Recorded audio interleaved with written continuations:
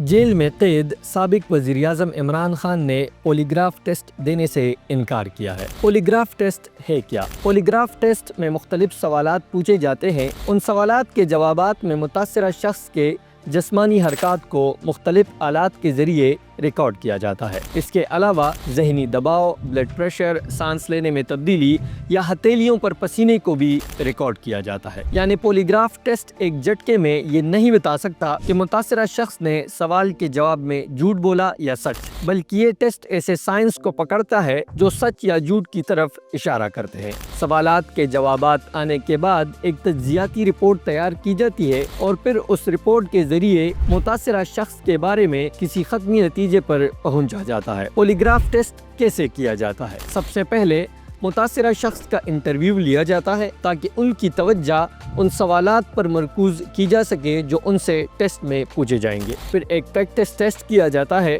जिसमें टेस्ट के तमाम सवालात पूछे जाते हैं ताकि मुतासिरा शख्स को टेस्ट के तरीक़ाकार के बारे में मालूम हो सके। ये सवालात टेस्ट से पहले इसलिए पूछे जाते हैं ताकि मुतासिरा शख्स का डर दूर हो जाए।